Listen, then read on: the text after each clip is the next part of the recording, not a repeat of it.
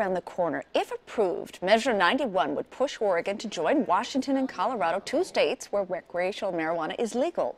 And some Oregon cities are already trying to get ready for it, even though we're still more than 50 days away from voting on whether to legalize marijuana sales in Oregon or not. Well, it doesn't matter. Some city leaders all across Oregon are now in a hurry to try and rope in some of those profits if the vote is yes. Lisa Balick looking into how they plan to cash in on pot sales, Lisa. Interesting. Well, how do cities cash in all the time from taxpayers? A sales tax in this case. That's what they're trying to do. They want to cut of that cash with a local sales tax on the pot purchases. They expect millions of dollars to come in if voters approve this measure. In fact, Washington State, more than $1 million in the first month of pot sales the state took in.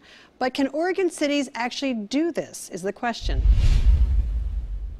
If the tax is in place before the measure passes, we have a better possibility of having that stick. Milwaukee Mayor Jeremy Ferguson tells me his city wants to be ready to pay for extra costs like regulation and planning when recreational pot stores pop up, if Measure 91 is approved. It would be a 10% tax on recreational sales in Milwaukee. The city is joining a flurry of cities in the metro area, including Forest Grove, Hillsborough, Lake Oswego, Oregon City, that are in the process of approving a similar sales tax before Oregon voters even decide whether to legalize pot sales. We do not support a sales tax. But the Yes on Measure 91 campaign believes cities won't be able to do the tax, since the measure specifically says only the state can tax pot sales, and a tax on growers only. We do not think these local taxes will survive. And if they are passed by local governments, the local governments will be going against the will of the people. But a host of cities are rushing to pass a local pot tax, hoping it could be grandfathered in if it's an ordinance on the books before a state law is passed. I wanted to find out what some existing dispensaries think about adding this tax. We feel like if the medical marijuana was taxed, it would really be a burden on medical marijuana patients as it is. You know, it would have to increase. I think it would, some would go to the black market. That's in part why some cities like Milwaukee only want to tax recreational pot.